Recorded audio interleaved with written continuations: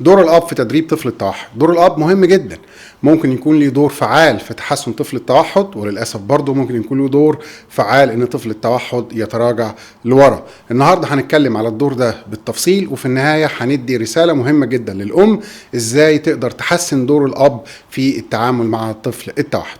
خليكم معنا.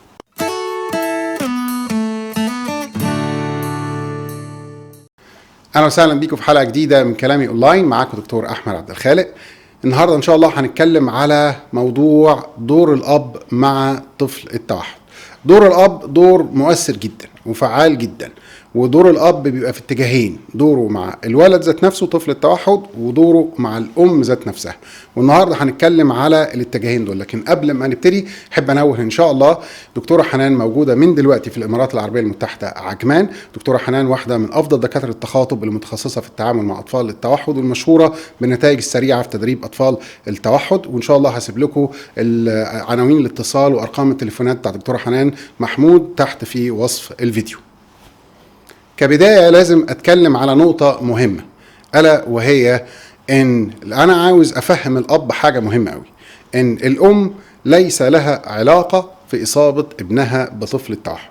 الكثير جدا من الآباء بيتهم الأم إن هي السبب إن طفلها عنده توحد، سواء إن هو أثناء الحمل هي اللي نقلت له جينات من عندها، أو بعد ما اتولد إن هي اللي أهملته وأدت الموضوع إن هو عنده توحد. أحب أقول لكل أب إن هذا الكلام عاري تماما عن الصحة. الأم ليس لها أي علاقة من قريب أو من بعيد بإصابة ابنها بالتوحد. التوحد هو مشكلة جينية بتحصل للطفل وهو في بطن أمه وبيتولد بهذه المشكلة. لا يوجد شيء اسمه توحد مكتسب، وبالتالي هو يولد مع الطفل. فليس من العدل ان انت تقول ان الام هي سبب في طفل، هي سبب ان ابنها عنده توحد، او هي السبب ان هي بعد ما اتولد الاهمال هو اللي ادى الى طفل التوحد. لا انكر ان الاهمال له عامل ان التوحد نسبته بتزيد، لكن عمر ما الاهمال او ان الولد سايباه قدام التلفزيون او قدام التابلت فترات طويله بيصيب بالتوحد. ممكن يزود درجه التوحد، نعم، لكن يصيب بالتوحد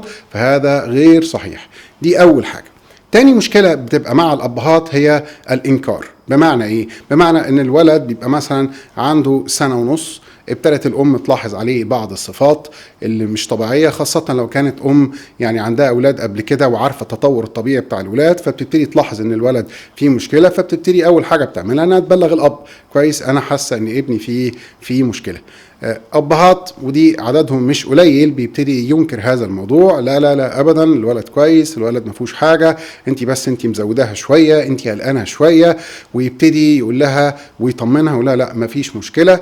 لكن هنا المشكلة ان الوقت عمال يعدي، الولد سنة ونص وبابا مش مقتنع، طب سنتين لازال بابا مش مقتنع، طب سنتين ونص، طب 3 سنين، لما الولد يبتدي المفروض في سن 3 سنين يبقى أداؤه أداء كويس، بيتواصل، بيتعاون، بيتكلم، بيتفاعل. مفيش خالص. وطفل التوحد انتوا عارفين في السن ده بيبقى عامل ازاي، يا دوبك بابا بيبقى ممكن الولد يبقى عنده مشكلة، نبدأ بقى ندور على ايه سبب المشكلة وندور على مساعدة. بس انت في الحالة دي يا بابا انت فوتت من 1.5 سنة ل3 سنين. انا مش عايز اقول لكم ان البداية دي 1.5 سنة، لو انت حسيت ان ابنك عنده مشكلة، حتى لو انت شاكك بنسبة 50%، لكن ابتديت تتعامل معاه ان هو عنده توحد وتبتدي تدربه على اساس ان هو عنده توحد من سن 1.5 سنة، واكد لك ان هو على سن 2.5 3 سنين القصة التوحد دي هتبقى يعني قصة بسيطة جدا، والولد هيتحسن في السلوك، والولد هيتحسن في الكلام، ومشكلته قدام الناس كلها هتلاحظ ان هو هيتعامل بشكل طبيعي. يبقى انت بدل ما انت قعدت مستني 1 سنة ولا 1.5 سنة لعل وعسى الولد ما عندوش توحد وفوت الوقت الذهبي بتاع السن الصغير ده، انت انكرت، والانكار بتاعك ده ضيع عليك فرصة لا تعوض.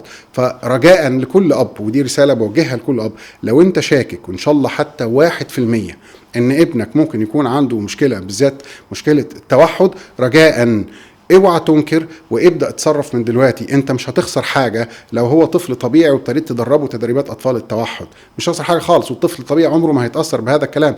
لكن هتخسر كتير جدا جدا لو هو فعلا طلع توحد وسبته وما تدربش وما تعملوش برنامج محترم عشان الولد يتحسن فيه، واستنيت لغاية ما يبقى عنده 2 سنين، 2.5 سنين، 3 سنين، الوقت ده بيروح.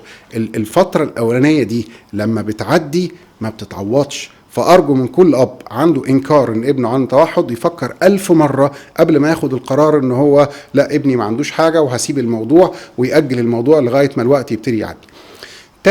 تالت حاجة عايزين نتكلم فيها، إن رسالة لكل أب، ماشي على عيني وعلى راسي، انت بتنزل وبتشتغل وبتجيب فلوس وبتشتغل من الصبح لغاية بالليل، كل ده انا مقدره فيك، ولكن طفل التوحد محتاج شغل 24 ساعة من ساعة ما بيصحى لغاية ما ينام. طيب لما تيجي انت دلوقتي تخلع نفسك، تشيل نفسك تماما، وان انت مالكش علاقة بقصة التدريب بتاع التوحد وان كل حاجة مرمية عن الام، طب هي هتشيل ايه ولا هتشيل ايه ولا هتشيل ايه؟ ماشي. طيب انت تعبان من الشغل بتاعك، انا ما قلتش ان انت تسيب شغلك، انا ما قلتش ان انت ما ترتاحش، بس على الاقل في الوقت اللي انت فاضي، حتى من باب المشاركة النفسية ما بينك وبين الام، ان انت تشارك ولو حتى بالقليل في التدريبات، ان انت تبتدي تحسس الام ان انتوا ايد واحدة، ان انت تبتدي تحسس الام ان انتوا بتشتغلوا مع بعض. يعني انت لو وفرت من وقتك كل يوم نص ساعة كويس تشتغل فيها وتاخد جزء من التدريبات اللي محطوطة للام، تشتغل مع الولد، وانت تعمل ربع ساعة دي، اول حاجة الولد هيبتدي يعرف ان التدريبات من بابا وماما، وده هيساعده ان هو يتحسن اسرع، ما يبقاش الموضوع انا بسمع كلام ماما بس او بنفذ كلام ماما بس وما بسمعش كلام تاني، فالولد هيستفاد. نمرة 2 الدعم النفسي لماما، يعني ماما لما بتحس ان انت ايدك معاها حتى لو حاجة بسيطة، ده هيشجعها، ده هيحسسها ان انت موجود في ظهرها، ده هيحسسها ان هي مش ما بتحاربش التوحد لوحدها، ان في حد معاها حتى لو بالقدر القليل. فوجودك يا سيدي الكريم مع ماما بمساعدة في التدريبات بالوقت القليل او حتى ايام الاجازة بتاعتك، صدقني بيفرق في نفسية الام بشكل لا تتخيله، بيختلف تماما عن الام اللي حاسة انها لوحدها ومحدش معاها وبابا سايبها وما بيعملش معاها حاجة خالص، واحساس الوحدة واحساس ان هي بتواجه حاجة كبيرة لوحدها، ده بيتعب نفسيتها جامد جدا. وللاسف الشديد الامهات نفسيتهم بتفرق في الشغل بتاعهم، لما نفسيتهم بتبقى جيدة ادائهم في تدريب اطفالهم بيبقى ممتاز. فلما انت تتجاهل هذا الامر وتنسى موضوع الدعم النفسي لماما كويس، هي وتنسى ان هي تشجعها، هي هيبقى وضعها عامل ازاي؟ هتتحمل مسؤولية البيت ولا مسؤولية الولد ولا مسؤوليتك انت شخصيا ولا مسؤولية اخواته؟ فارجو ان كل اب يكون عنده بعض من الرحمة والحنان للام، لان هي فعلا في مواجهتها للتوحد هي محتاجاهم ومحتاجاهم بقوة. وده مش عشان الام في النهاية ده في مصلحة الولد، ما لما الام هتشتغل بشكل جيد وتحس انها مدعومة نفسيا وتعمل اقصى ما عندها كويس، ولا يا بابا بيشجعها، بابا بيحاول ان هو يرفع من معنوياتها كويس، ما ده هينعكس على الولد. ما بدل ما ابنك يتحسن في فتره طويله، مده التدريب بتاعته هتبتدي تقل، لان ماما مجتهده في التدريبات. خاصه ان يعني انا في شغلي انا بتابع ولاد كتير جدا على الاونلاين في كل انحاء العالم كويس، نفسيه الام ليها عامل جبار في اداء الام وشغلها مع طفل التوحد. لما نفسيتها بتبقى معتدله ولما عندها امل كويس، لا ده بيفرق جامد جدا في الشغل. لكن لو نفسيتها سيئه او هي مكتئبه او ان هي حاسه ان هي لوحدها او حاسه انها ما فيش حد بيساعدها، ده بيأثر على الشغل والولد بتبقى وضعه سيء جدا. فارجو من كل اب يراعي هذه النقطه. النقطه اللي بعد كده ان في بقى يعني اباء بيبقى الوضع اسوأ. بمعنى ايه؟ يعني ماشي ما بتساعدش ماما اوكي، ما بتدخلش في التدريبات ما فيش مشكله، لكن ده في نوعيه كمان بيعكس التدريبات. يعني ماما يلاقيها بتعمل حاجه يمين، لا يقول لها شمال. طب لا اله الا الله، طب ما ماما بتشتغل مع الولد وطلعان عينيها معاه والولد الحمد لله ابتدى يتحسن، تيجي انت تقول لها لا ما تعمليش كذا واعملي كذا وانت قاعد ما يعني مجرد قاعد وبتدي الامر بهذا الكلام، لكن حتى مش انت كمان اللي بتعمله. فيعني ودي بتحصل كتير جدا. فاهم حاجه يا سيدتي الكريمه، ودي يعني رساله بوجهها لكل ام، قبل ما تبتدي تشتغلي مع طفل التوحد لازم تقعدي مع بابا، ولازم تحطوا خطة التدريب مع بعض، ولازم انتوا الاتنين تتفقوا على نظام التعامل هيبقى عامل ازاي، انت هتعملي ايه وبابا هيعمل ايه، ماشي. لكن انتوا تتفقوا على شيء وبابا يجي يخالفه، لا القصة هتبقى يعني سيئة جدا. خاصة ان طفل التوحد طفل ذكي جدا، لما بيلاقي نقطة ضعف بيستغلها. فلو حس ان في اختلاف في التعامل ما بين بابا وبين ماما، وبابا هو اللي يعني بيعمل حاجة هو طفل التوحد حس ان هو حبيبها، فهتلاقيه هيجري على بابا ويسيب ماما. طب ما هي ماما هي اللي بتشتغل معاه وانت جاي فترة بسيطة، فما ينفعش انتوا الاتنين تختلفوا. كمثال عشان نفهم القصة ديت، لو انت مثلا موضوع البكاء، من ضمن الحاجات اللي انا دايما بنبه كل ام عليها ان التجاهل التام والكلي للبكاء. لان طفل التوحد افضل وسيله بالنسبه له بيستخدمها يضغط بيها على الاهل ان هو يبتدي يبكي عشان يحصل اللي هو عليه ويتجاهل قصه الكلام وما يتكلمش. انا بستخدم البكاء في الحصول على طلباتي، فبالتالي عمره ما هيفكر في الكلام. فانت لو عايزه ابنك يبتدي يتحسن في الكلام، فاول حاجه هتتعمل ان التجاهل التام والكلي للبكاء، ويعرف ان البكاء غير فعال. خلاص ماما خدت هذا الكلام وابتدت تطبقه على الولد، والولد فعلا ابتدى يحس ان البكاء ليس له قيمه، ان هو ما بيجيبش نتيجه في البكاء، فكميه البكاء ابتدت تقل. بابا لا، بابا مش عاجبه هذا الكلام، انت ازاي سايباه يعيط؟ ما ينفعش، لا خلاص تعالى، ويروح هو يجيب له اللي هو عاوزه. طب انت تخيل بعد كده لما الولد يعوز حاجه هيروح فين؟ هيروح لبابا، مش هيروح لماما. يبقى انت بتقول لها سكتيه، اديله اللي هو عاوزه، وانت عاوزاه يبطل بكى عشان يبتدي في الكلام، فانتوا الاثنين اختلفتوا. طب طفل التوحد حط نفسك مكانه، ماشي، هيعمل ايه؟ طبعا هيروح ناحيه بابا، انا عايز اكمل في البكا، انا مش عايز اتكلم، فهروح عند بابا، بابا هو اللي هيخلص لي القصه ديت. فما ينفعش هذا الكلام، فلازم انتوا الاثنين تتفقوا. طيب اذا بابا ما اتفقش هتعملي ايه؟